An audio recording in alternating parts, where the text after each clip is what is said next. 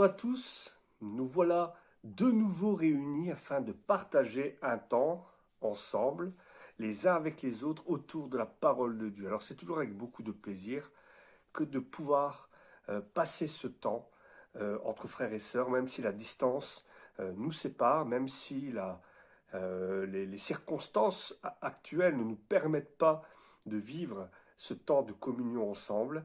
Eh bien, c'est vraiment par l'Esprit, par la communion de l'Esprit, par la communion de la parole, par la communion de l'amour qui nous relie les uns les autres, l'amour fraternel, que nous pouvons nous réunir et partager un moment avec Dieu comme support de notre discussion. Et nous sommes arrivés donc à l'église de Philadelphia, l'avant-dernière église du thème de cette thématique sur le thème des églises de l'Apocalypse. Et je vous invite déjà à prendre Apocalypse, chapitre 3, versets 7 à 13. On pourrait appeler l'église de Philadelphia, c'est-à-dire l'église de l'amour plein de zèle, ou aussi on pourrait lui dire l'église restée fidèle, même face aux menteurs. On va commencer la lecture. Apocalypse, chapitre 3, versets 7 à 13. Message adressé à l'église de Philadelphie. Écrit à l'ange de l'église de Philadelphie. Voici ce que déclare celui qui est saint et véritable, celui qui a la clé du roi David, celui qui ouvre et personne ne peut fermer, celui qui ferme et personne ne peut ouvrir. Je connais ton activité, je sais que tu n'as que peu de force et pourtant tu as été fidèle à ma parole et tu ne m'as pas renié. Eh bien, j'ai ouvert une porte devant toi que personne ne peut fermer. Voici ce que je ferai des gens de l'assemblée de Satan, ces menteurs qui se prétendent juifs qui ne le sont pas. Je les forcerai à venir s'agenouiller devant toi pour t'honorer. Ils reconnaîtront que je t'aime, puisque tu as gardé mon ordre d'être persévérant. Moi aussi, je te garderai de la période du malheur qui va venir sur ce monde entier pour mettre à l'épreuve les habitants de la terre. Je viens bientôt. Tiens fermement ce que tu as afin que personne ne te prenne ta couronne de victoire. De celui qui aura remporté la victoire, je ferai une colonne dans le temple de mon Dieu, et il n'en sortira plus jamais. J'inscrirai sur lui le nom de mon Dieu et le nom de la ville de mon Dieu, la nouvelle Jérusalem qui descend du ciel, envoyée par mon Dieu. J'inscrirai aussi sur lui mon nouveau nom. Que chacun, s'il a des oreilles, écoute bien ce que l'Esprit dit aux églises. Pour marquer un peu, pour donner une image à cette lettre à l'église de Philadelphie, on pourrait prendre la fable de La Fontaine, une fable que nous connaissons bien, le lièvre et la tortue. Alors nous connaissons tous cette histoire d'une tortue qui défie à la course à pied un lièvre. Et on se rend compte à travers cette histoire que le vainqueur, celui qui traversera, celui qui passera la ligne d'arrivée, eh bien ce ne sera pas forcément celui qui sera le plus rapide. On s'attend à voir le lièvre remporter parce qu'il est plus puissant, parce qu'il est rapide, parce qu'il a démarré beaucoup mieux. Eh bien non, c'est cette petite tortue qui a pris peut-être son temps, mais qui a persévéré, qui a fait preuve de persévérance, qui malgré les épreuves a accepté de tenir bon, de tenir ferme sur ce qu'elle croyait sans se laisser intimider, et c'est elle qui va passer la ligne d'arrivée. Eh bien, c'est exactement le même résumé que l'on pourrait donner à l'église de Philadelphie. L'église de Philadelphie nous montre que l'important, c'est de tenir la distance, c'est de persévérer malgré les épreuves, malgré tout ce que l'église de Philadelphie a pu vivre, parce que l'église de Philadelphie a vécu certainement les mêmes épreuves que toutes les autres églises. Elle a été soumise aux faux enseignants, elle a certainement vécu aussi les fausses doctrines, elle a certainement vécu aussi l'attrait du monde et tout ce que le monde peut donner. Elle a peut-être été attirée elle aussi par les faux dieux, l'idolâtrie. Mais l'église de Philadelphie a persévéré dans l'enseignement, dans la parole de Dieu. Et voilà pourquoi, dans cette lettre, nous nous rendons compte que Dieu, que Jésus ne fait aucun reproche à cette église. Alors, Le terme Philadelphie signifie amour des frères. C'est un terme que nous utilisons souvent pour, démontrer l'amour. Philadelphie signifie, dans sa traduction, amour des frères. La petite ville de Philadelphie est une ville à la frontière de la Phrygie. Comme Smyrne, c'est une église à laquelle Jésus n'adresse aucun reproche. Comme Smyrne, c'est une église qui continue à exister aujourd'hui encore. Elle est petite, mais elle reste accrochée, coûte que coûte, à l'enseignement. Elle reste accrochée à la parole de Dieu. Le problème, alors, sont certainement les mêmes, et nous en avons parlé, ils ont vécu les mêmes tentations, mais elle a persévéré. Jésus se montre à cette église comme celui qui ouvre et qui ferme les portes. Et je vous invite à prendre 2 textes dans la Bible. Prenez Ésaïe, chapitre 22, verset 22, il est écrit « Je mettrai sur son épaule la clé de la maison de David. Quand il ouvrira, nul ne pourra fermer. Et quand il fermera, nul ne pourra ouvrir. » Il était aussi écrit dans le livre de Job, Job 12, versets 13 à 14, et relisez vraiment ces versets dans leur entièreté. Dieu a la sagesse, il a la puissance, il est le conseil de l'intelligence. Celui qui renverse et ce qui renverse ne sera pas rebâti. Ce qu'il enferme ne sera pas délivré. Alors cette idée, c'est quoi? Cette porte ouverte et cette porte refermée, c'est quoi?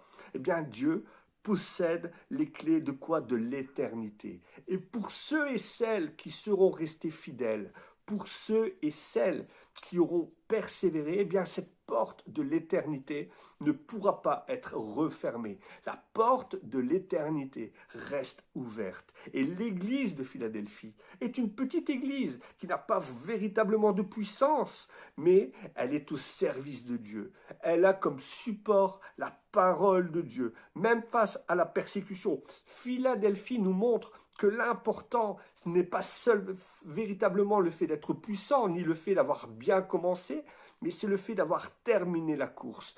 Et nous sommes tous appelés justement à cela, c'est-à-dire le jour où nous avons pris notre baptême, le jour où nous avons accepté Jésus dans nos vies, eh bien ce jour-là n'était en fait que le début d'une course. Et nous sommes invités à persévérer.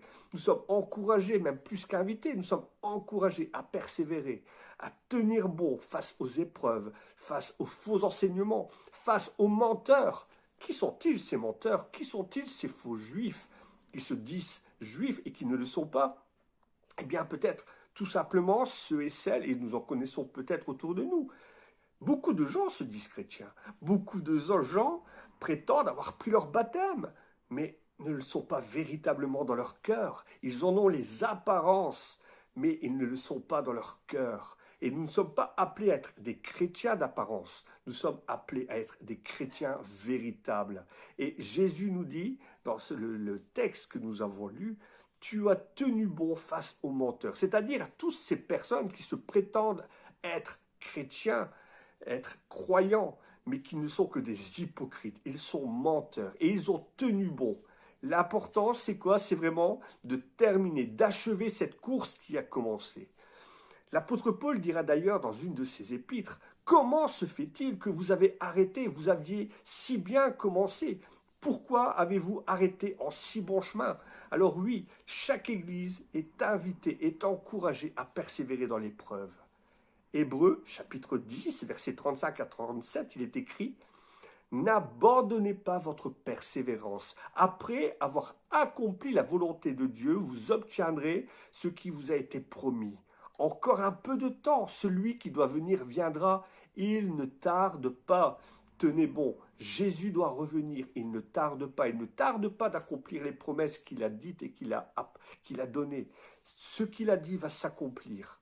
Alors Jésus viendra pourquoi? Eh bien, pour éprouver justement notre persévérance. Jésus d'ailleurs a dit à ses apôtres, lorsque je reviendrai, reverrai-je encore la foi sur la terre?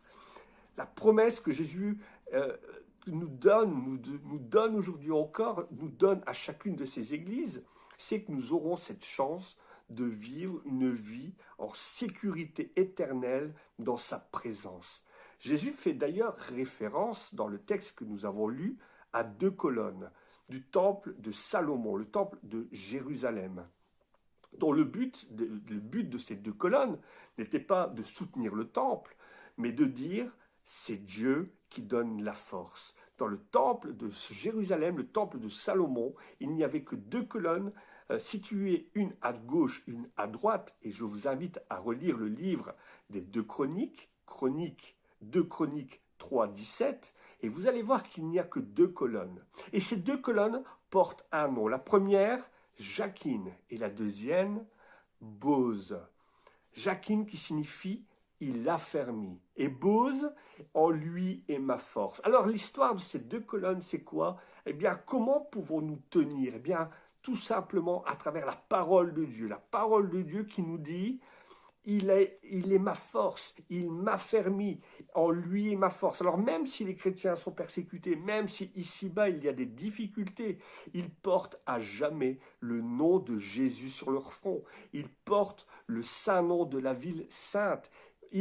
Nous appartenons à Jésus, nous sommes de ces colonnes, notre nom est sur ces colonnes, les colonnes de la ville sainte. Et tous ceux et celles qui aujourd'hui blasphèment le nom de Jésus, tous ceux et celles qui persécutent, qui nous persécutent à travers le nom de Jésus, verront un jour que nous sommes attachés à Jésus, que nous lui appartenons. Ils le verront, tous le verront. Alors dans cette lecture encore, Jésus se manifeste comme étant le Saint véritable. Et il est dit, tu n'as pas renié mon nom, tu n'as pas renié ma foi. Et cette vérité, elle est là. À partir du moment où nous honorons Jésus, que nous sommes affermis en lui, que nous ne renions pas son nom, eh bien Jésus ne va pas nous renier lui non plus auprès du Père, bien au contraire.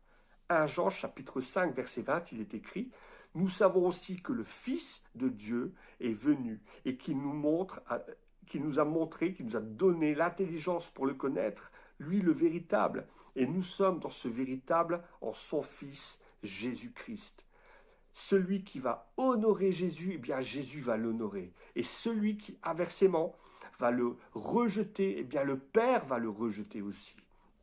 Alors voilà, les chrétiens de Philadelphie étaient fidèles, même s'ils étaient persécutés. Ils restaient fidèles, fidèles au nom de Jésus, fidèles à la parole de Jésus. Ils marchaient dans la sainteté, ils marchaient dans la sanctification. Ils restaient attachés fidèlement aux promesses que Jésus leur a faites à travers sa parole. Et nous-mêmes, aujourd'hui encore, chaque Église est appelée à persévérer, à tenir bon, à rester fidèle à la parole, à marcher continuellement dans la sainteté, c'est-à-dire nous avons été mis à part, nous devons être vus comme des chrétiens, nous avons été mis à part pour marcher chaque jour dans la sanctification, c'est-à-dire dans les pas de Jésus, chaque jour lui ressembler.